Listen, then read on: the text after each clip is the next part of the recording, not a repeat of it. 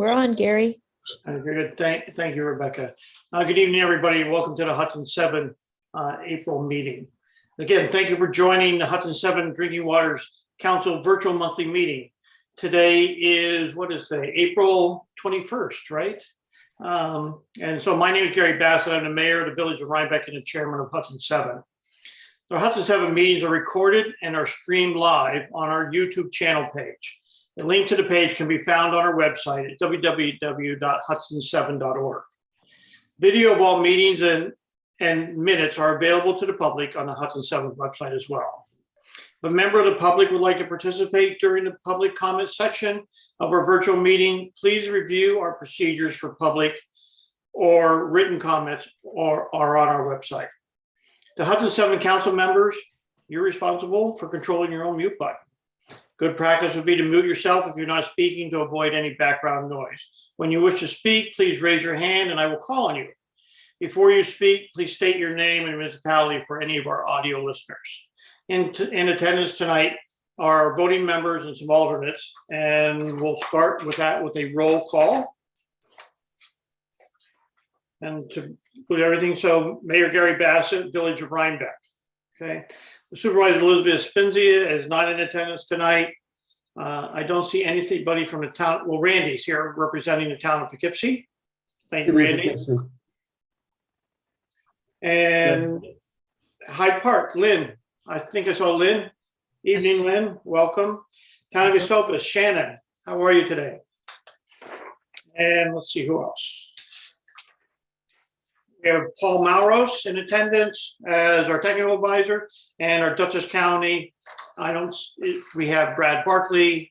I don't know if Europa is going to attend tonight, but she was planning. Europa, it's just joined on the phone. Europa, are you 8373? Thank you, Europa. All right.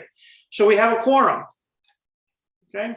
I'd like to start the meeting with that. So first order of agenda is the review of the minutes from 3/17/22. I'd like to make a motion to accept the minutes as presented. Second. Thank you, Randy. Any discussion?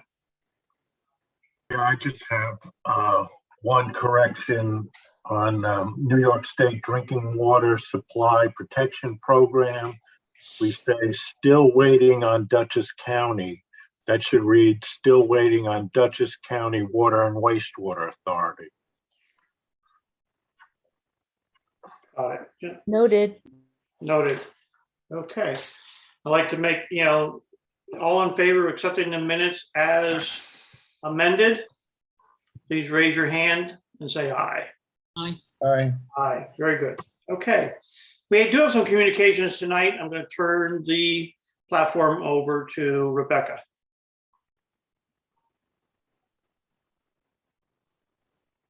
Great.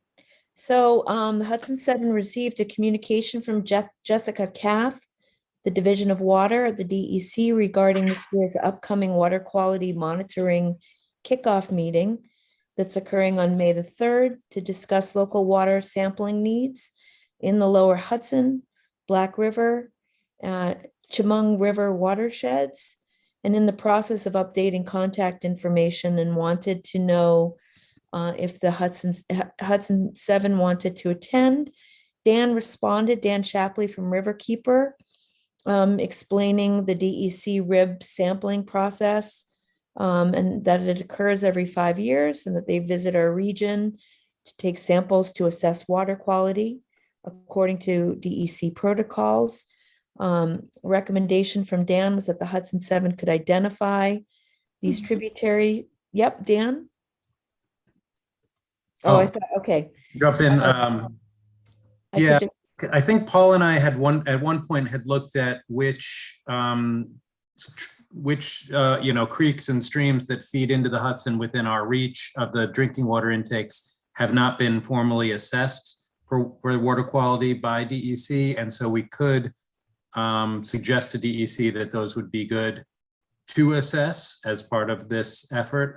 They're looking for ideas. So I think, like the Landsman Kill, for instance, I don't think has been assessed recently, if my memory serves. We could put some of those tributaries in a list and say, To understand our drinking water supply, it would be good to know what the formal assessment of these waterways is. Thank you, Dan. Thank you. I don't know if you wanted to have any discussion, Gary, on that? Yeah, well, I was going to ask Dan a question. I'm assuming that you're going to go ahead and do that, right? Add them to the list? I'm glad that this came up in the form of the communications because I had forgotten completely about it. But yeah, I could do that and send around a draft communication if you'd like that identifies those tributaries. All right, do we need to make it a formal letter to them, or is it informal to add them? I think, just a simple letter saying, essentially what I said verbally and listing the stream segments. You probably should have a quick vote to authorize it just to make it formal. That's what I was going to do. I was going to authorize both Dan and Paul to draft a letter to add those tributaries. Do I have a second? I'd say, well, could I just add, could you send it to me really quick so I could just see the ones that you're recommending for the town of Esopus?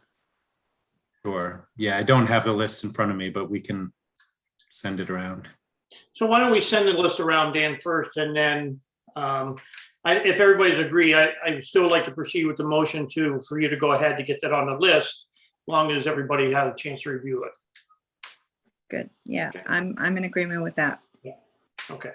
Brad has a question. Brad Barkley. Yeah, just real quick. I was going to ask, really, Grant, if this is, can he double up on this? Because these would also be streams that would be within the watershed for the WSPP plan. So they would be within the Hudson 7 watershed and influencing the water that was going directly to the taps. So it would make sense to have this data, as much of this data as possible, also available for those studies. So maybe Grant could just double up and request it for us too. Grant? So I'm sorry, could you repeat that?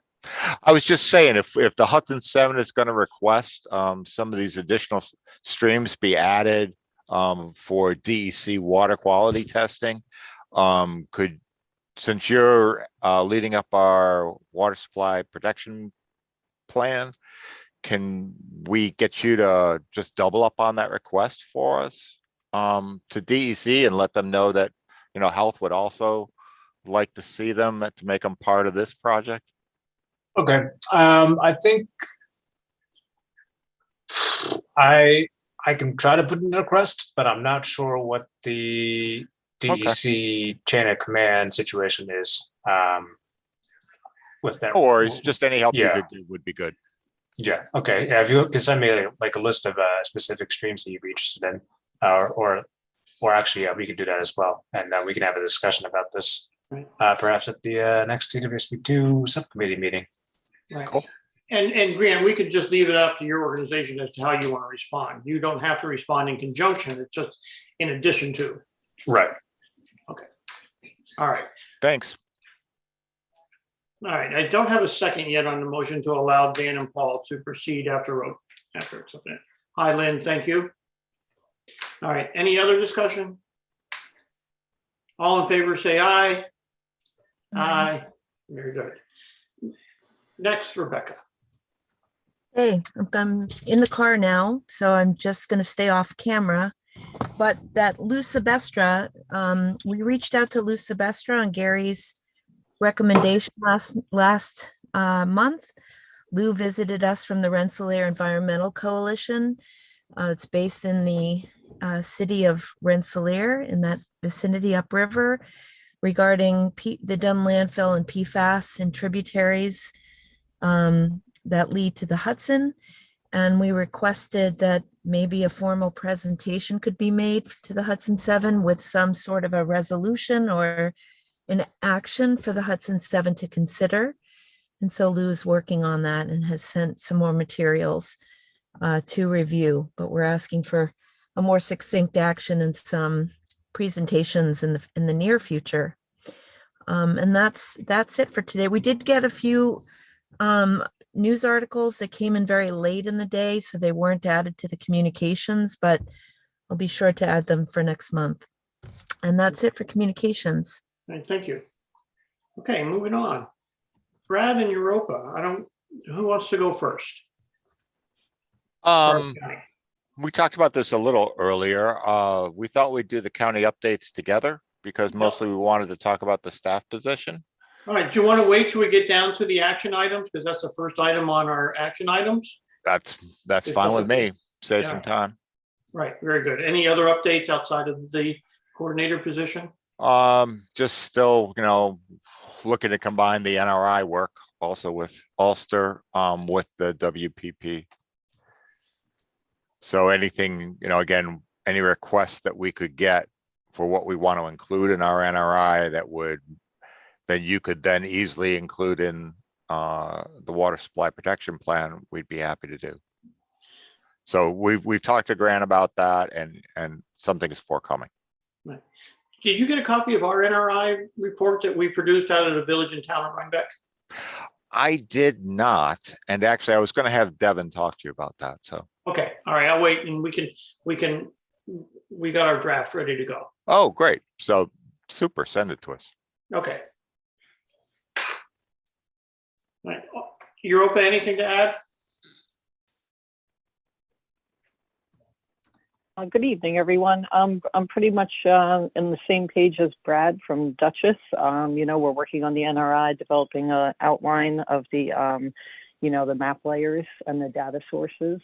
So Brad, perhaps you could touch base again about that in the next month or two as we start doing our web mapping component of that project. And then, we're providing an update on the coordinator position later on the agenda, right? Yes. And then, okay.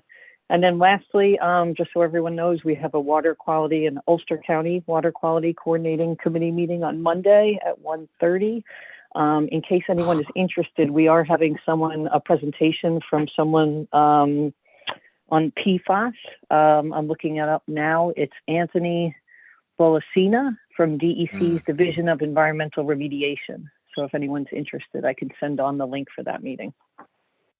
Yeah, I'd share it with you. I'd like to have that shared to everybody. Absolutely. I'll send on the agenda that has the link to the meeting, the Zoom link that is. Great. Thank you, Robert. All right, is there anybody who would like to make public comment? How about Eric? Could you introduce yourself? Power went out. Hi, I'm Eric Wiegert. I'm the Regional Environmental Health Director for the Metropolitan Area Regional Office. Welcome. Thank you. Okay. No other public comment. We're going to move right into our first action item, which is the Hudson 7 coordinator position. We've just a background a little bit. We've been meeting offline as we've been allowed to do. So with Europa and Brad in terms of working with the county. So I'm going to turn it over to them to provide an update for us. Okay. Well, you guys did send us a request, so we wanted to respond. The response, I think, is very positive. My commissioner and I were able to meet with County Executive Molinaro, and he was very positive about it and would like to offer have the county offer to basically retain whatever legal assistance we would need to either amend the IMA, or if there is a desire to go a little further in light of decisions on what the organization would look like in the future, if you decide to incorporate, the counties would be willing to hire a legal firm to help get you through that process. That way you don't have to use one of your village or town attorneys, and they can just represent, the municipality that they're representing. And we can put someone else really in charge of bringing the deal together and setting up a framework for us. We would also, at that point, look to the county is willing to offer the Hudson 7 really a 3-year commitment at $25,000 a year. So we'd be able to set up that contract as well. Very generously, Ulster has been willing to match that. So, and in going a little further, Ulster was willing to, just in terms of whatever works best for contracting, either have that money flow through Dutchess County at the start, or we could work out whatever entities, maybe a joint contract or something like that. But that way we could proceed with your guidance on choosing a firm to get this work going, without having to go through a lot of worries about procurement or how, your existing council would do that. And I think the 3-year commitment is really what you've been waiting to hear. And I think the county executive is very strong in looking at the need for support for the health and the overall condition of the Hudson River, and that the water taps are a great indicator on that, and that the work that the Hudson 7 does is really involving the whole Hudson River. And we're happy to contribute to that. And that's excellent news. Europa, anything you would like to add? Thank you for that update, Brad. I agreed about all per our recent discussions. I'll just add that we're going to be exploring in the coming weeks the potential to, like Brad mentioned, contract with Dutchess County directly, so that at the point in 3 or 4 months, if there was an executed contract, then Dutchess County can move forward, and be a little more flexible with being able to contract with the Hudson 7 directly. So we foresee that could potentially pave the way for Hudson 7 to only have to contract with one external municipality, right? So we'll continue to explore that, and perhaps we'll have an update at the next meeting. So thank you, everyone, and thank you, Brad. It's been very gratifying to work with you the last few days. So thank you for everything. This is all great news. I just want to add one more thing. There is a timeline that we discussed, and our goal is to have this all done by the beginning of the 3rd quarter. Is that correct, Brad and Europa? Yes. I mean, that certainly is the goal. So that puts us in a position, if we are successful at getting that accomplished, to be able to actually go out to hire at the beginning of the 3rd quarter. So I'll tell you what, the cooperation and our collaboration from both Dutchess County and Ulster does not go unnoticed. This is just fantastic. It was great to have the open discussions with you both, and then you guys working with your teams to be able to make this happen. So I'm going to thank you tremendously for doing this. It really recognizing the value that Hudson 7 brings to all of us. Well, I think it's the county recognizing the value that the Hudson 7 brings to us and the region and the Hudson River. Cool. Absolutely, and we're just happy it's moving forward. Yeah. I think it's wonderful to see this happening. I mean, we were thinking of trying to get a grant, and it's so difficult, and so to have the funding come really from the counties is just a fantastic thing. I was just curious, are you thinking about hiring someone as a contractor or as an employee, and if an employee, who would be the employer? Has that been worked out yet? So that will be all I'm going to jump in here. That will be all in kind of the details of how we work out the legal structure. Mm-hmm. The legal structure may come out to say, I'm going to just throw this out hypothetically. What if we were incorporated, right? And if we were incorporated, we would be the hiring agent and be set up with that structure. But I don't know yet. And that's part of this legal discussion. Whether it's a consultant or then we end up going through a different type of organization.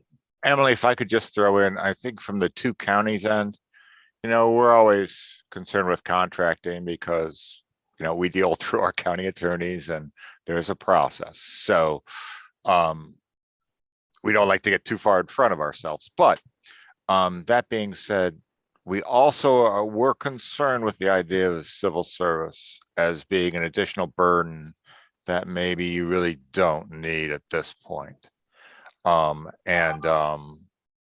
As a civil service employee, I can tell you, there's pluses and minuses. In terms of time frame, that's probably your biggest minus. But again, I think we can work all this out, and if you're willing to accept basically the framework that the counties have put forth, then we're willing to proceed. Great. Yeah, it's not up to me. I was just thinking of it because I'm on the board of another organization that has a single employee and looking to add more. And it's a lot for a small organization to have an employee, to go through all the steps of just being an employer. And so to me, that's something to consider as well, that if another entity could be the employer, that might have a benefit. So, that already has that HR, infrastructure. True. And originally we were thinking, hiring a contractor consultant, in that vein. But I don't want anybody to forget that this becomes a great partnership that's split really 3 ways. We have Dutchess County, Ulster County, and the Hudson 7 all contributing to the project coordinator position. So we as an organization are still responsible for helping to make this happen. Oh, absolutely. And one of the first things I think the county said to you was there has to be a commitment from the municipalities as well.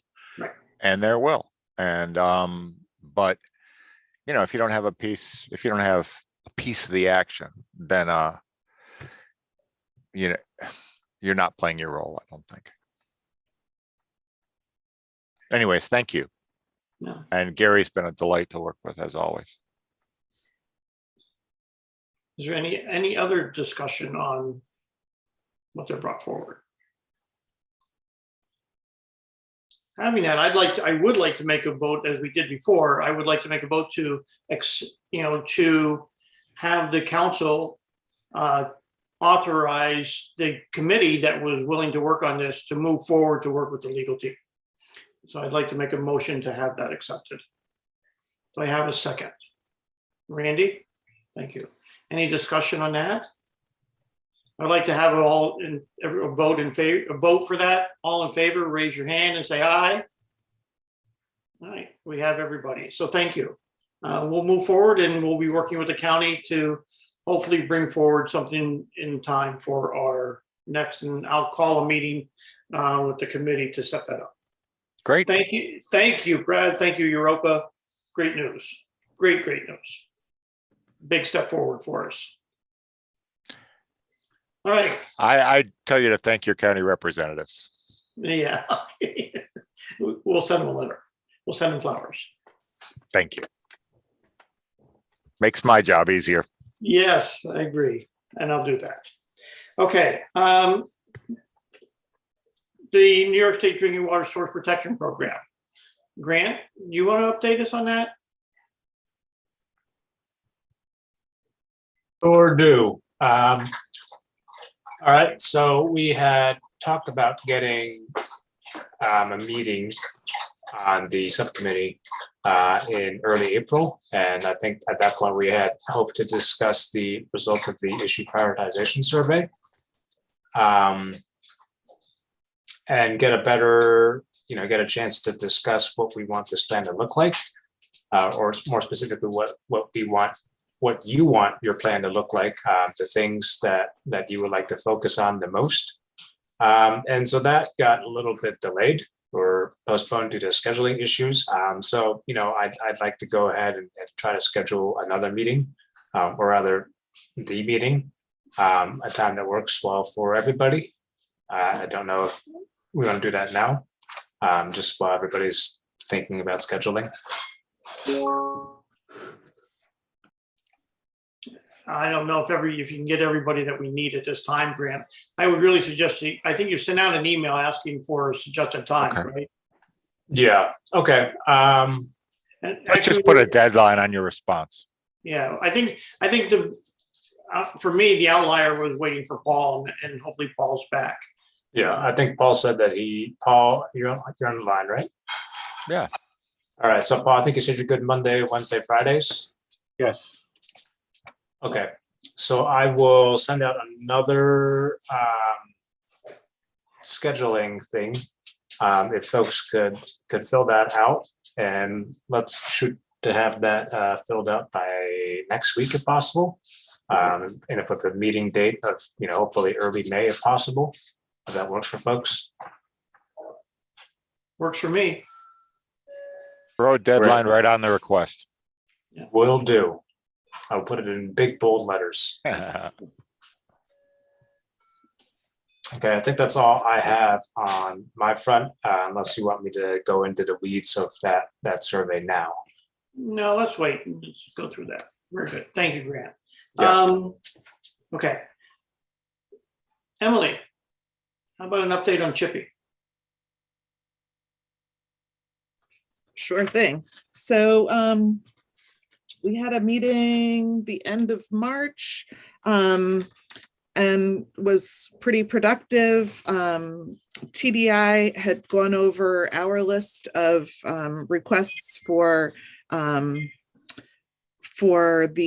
monitoring and testing protocol, and had marked up the things they agreed with and the things that they wanted to discuss further. And we discussed a lot of those. We did get the good news that they're not planning to do the full installation until summer 2024. So that gives some more time to work out those details. And so the next step was for them to take back the information from that meeting and go over the list again. So it's going to be an iterative process, trying to come to an agreement there. But it seemed like there was generally, an attitude towards trying to solve the problem. I did want to let you guys know I had a call with Kelly Turturro and Heather Gearloff at DEC right before I went on vacation. And they are interested in trying to help us out as well. They had some concerns about really trying to move more quickly in getting what we need into the draft EM and CP. They had some more insight on the timeline with that. So I'm going to write an email out with that information to the Chippy subgroup. But it was nice to get their feedback and know that they're interested in helping us as well at DEC. So yeah, again, anyone that wants to be part of that subgroup is always welcome to let me know, and I'll put you on the emails. I don't know if Rebecca has anything to add as far as Riverkeepers taking a little different approach of really still trying to oppose Chippy, and we've been, of course, we'd love to see Chippy stopped, but we're also trying to take the approach of trying to figure out how to protect ourselves if it does go through. So do you have anything to add from the Riverkeeper side on that? I really don't. I think it's good to focus on the Hudson Seven's work as it pertains to Chippy, but thanks, Emily. Dan, Sure. do you want to add anything? Yeah, I mean, I would agree to focus on the Hudson 7. I will say that the PSC, Public Service Commission, approved the Tier 4 subsidy for Chippy. That was the big news in the last week or so. So, there's not a lot. There doesn't appear to be a whole lot else in its, hurdles, bureaucratic hurdles to get past with that. So that was a big one to have cleared. So that's just, important to note as a matter of news. I'd just like to add that in one of our criteria, we want to have TDI provide drinking water to each one of the towns as they come down the river, in case there is a problem that there would be water for people to drink and for hospitals to have water and things like that. I started to put something together, and then Gary brought up some really good points that I missed, and I'd really like to get the help of all the towns to develop what their needs are.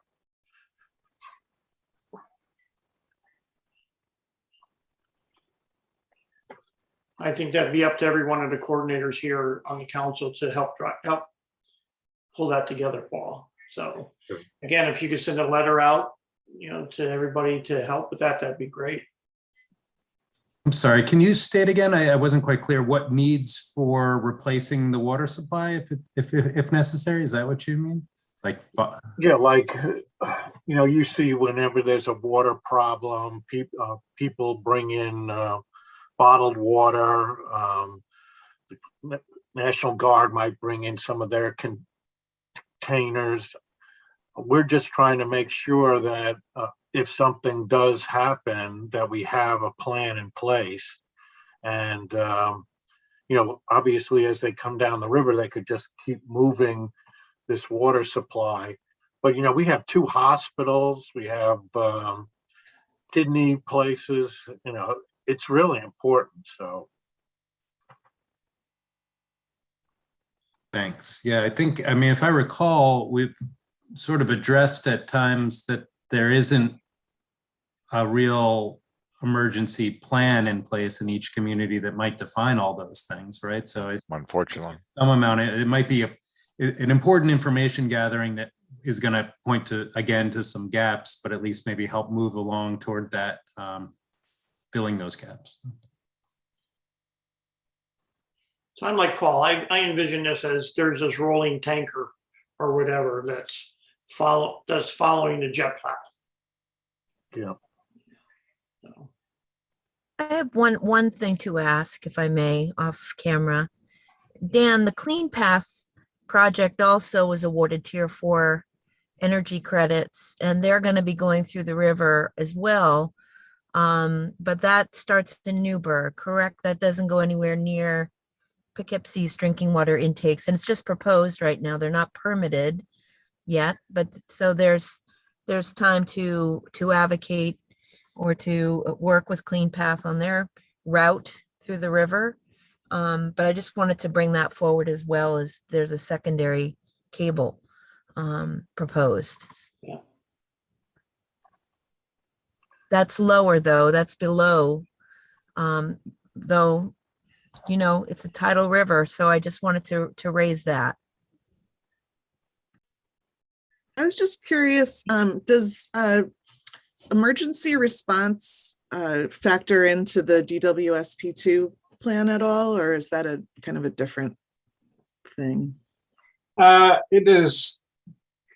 So yes and no. It can very well be a factor in the DWSP2 plan, but it's not explicitly a part of it as per the framework that we are going off of.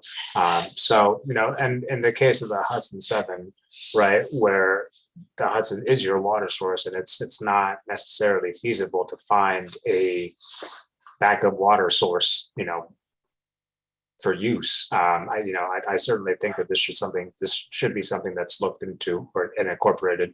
And again, that decision comes down to what you folks envision and want to make happen. And we're just here to help you make it happen.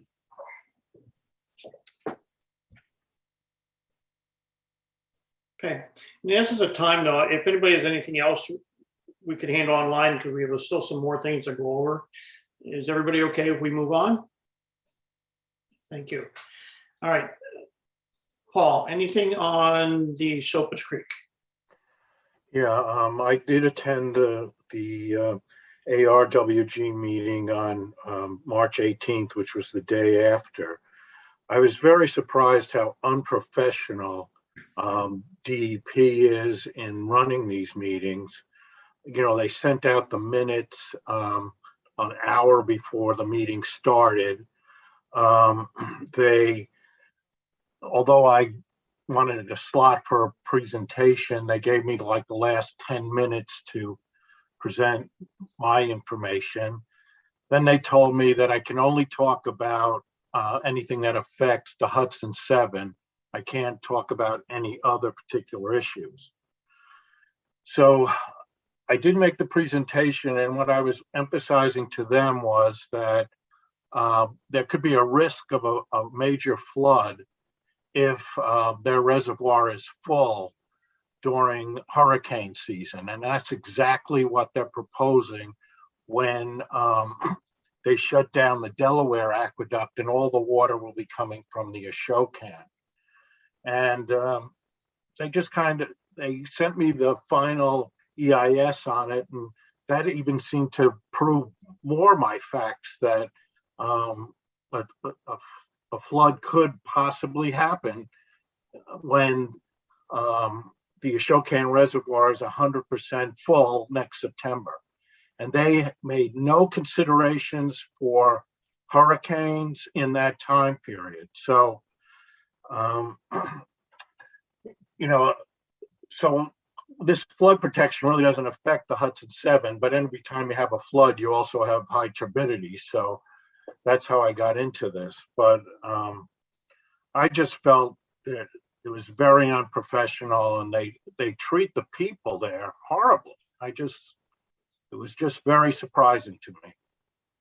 I guess a lot of the people on the ARWG are just tired of going through these meetings and being bored to death by DEP's tons of data.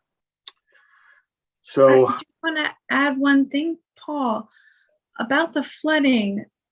All of our water treatment plants are on the water in some way. I know ours is really on the water and in a floodplain, and has been flooded before and shifted, I think, an inch waterward during one of the hurricanes and was compromised. So it could directly affect us, certain plants, maybe. Just that thought that it would affect us here in Esopus, depending how bad the flood and the hurricane between, both activities, it could well be very impactful. Yeah, I agree. Probably not as much on the Esopus, but the communities downstream of the Ashokan Reservoir would really be affected, such as Kingston, Ulster, Saugerties, both the town and the village. They would be really affected. So, I know that during that time, the plant had to shut down operations because it moved. The whole plant shifted. It eroded. So I think we were down to our backup supply. I don't have the historical knowledge from that point, but maybe that could be a question that's workshopped. Okay. I guess the next item's mine too, right? Yeah, it is. If you want to move on, Paul, that'd be great. Okay, let me so introduce on the the next salt, item. Paul, let me just introduce it. It's to water and wastewater infrastructure and budget updates. Right. So for the recording purposes, so everybody knows. Right. right. So that item was an item meant to share any news on the outcome of the budget. So I don't know, Gary, you'd mentioned funding for the Rhinebeck water treatment plant, if there's any connections there, but that's what that item, salt front is mentioned there, but there is a whole item for Paul to discuss the salt front following the water and wastewater infrastructure budget updates, if there's anything to relay here. Following the budget decision, the late budget decision. Okay, thank you, Rebecca. All right, so we'll move on to the salt front update. Paul? Okay, so on the salt front update, I think I really hit a nerve on this thing. Almost so many people have contacted me and said, yeah, we've considered the Hudson River rising, but we never considered what would happen with the salt front. And one person actually told me that in the 1960s, the salt front went up to Kingston. That was the drought of record. I know all you people are too young to remember that, but it was a critical time. But Jeremy Shearson from Riverkeeper has really been helping me on the funding.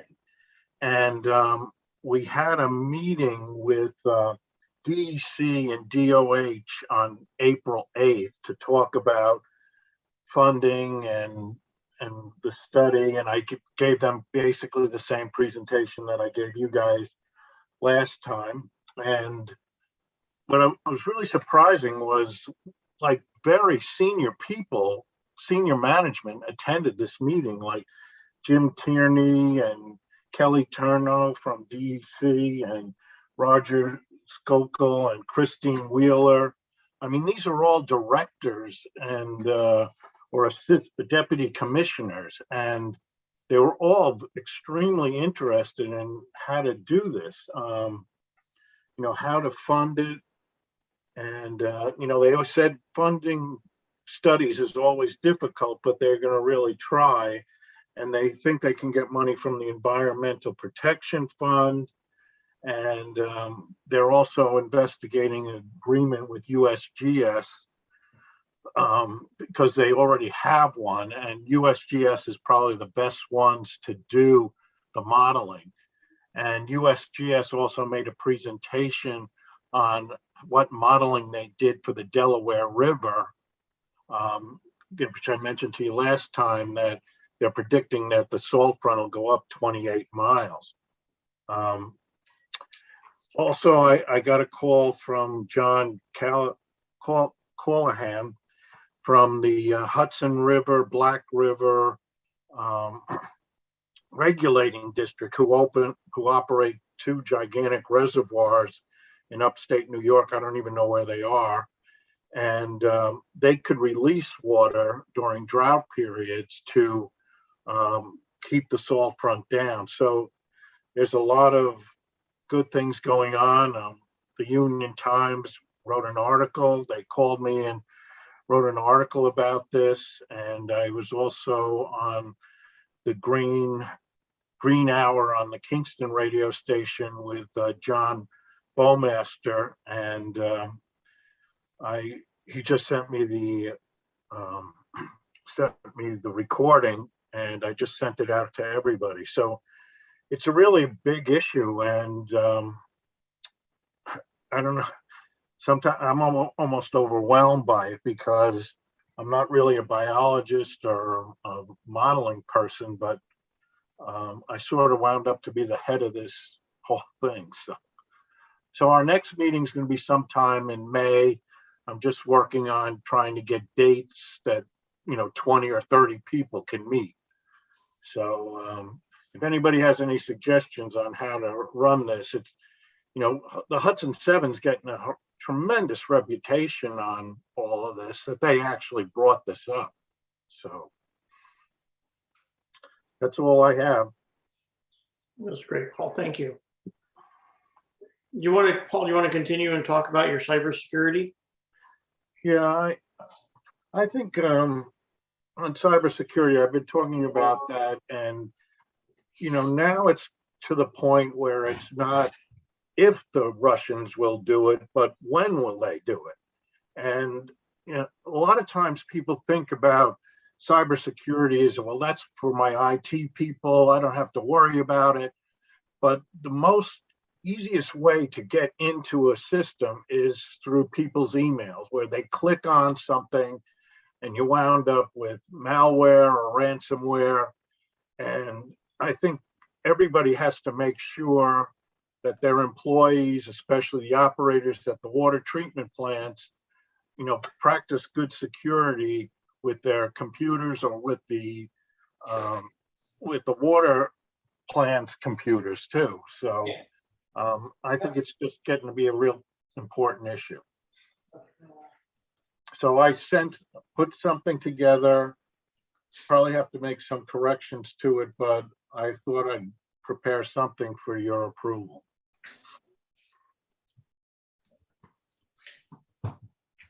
Do we need to approve? Or is it just continuing action here, Paul? I mean, it's a review of. It doesn't matter. I just felt like I first thought I was just gonna send this out to everybody. And then I just think that I should have brought it to this group's attention before doing that. Well, I think that's, and I've already shared what you've done already with our water treatment plant. So I think everybody should just, it's good information. I took it as good information to have, to share with ours. So, Okay, so I'll send it out to the operators. does anybody have any objection to that? No, all right. I don't think this requires a formal, this is our job to keep operators and communicate to plant operators, so. Well, if we're sending it as a Hudson 7 communication, it seems like there should be some agreement to that among the board, right? Or send it to the other, I don't want to complicate it, but I'm just not sure if if Paul should send it to the operators as a Hudson 7 advisory without the board's agreement. I'm open to discussion, Emily. However, anybody feels it's necessary to do. My view is, my opinion is, we came together as part of trying to unite and communicate and improve communications to all our water plant operators. And so we've included them in many discussions and many emails already. Okay, that's just. Does anybody have any objection or thoughts on that?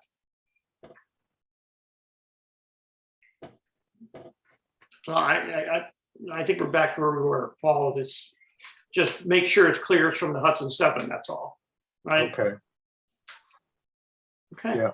I'll do that. Thank you. Okay. Unless anybody has anything else to add, I'm going to call for an adjournment. All right, I'd like to make a motion to adjourn at 6:21. Do I have a second? Thank you, Lynn. Okay, all in favor, say aye. Aye, very good. Great stuff. We're all doing good things. I think this is really moving ahead very well. I'm really remain to be excited about the progress that this council is making. So thank you all for your participation, and we'll get back together again.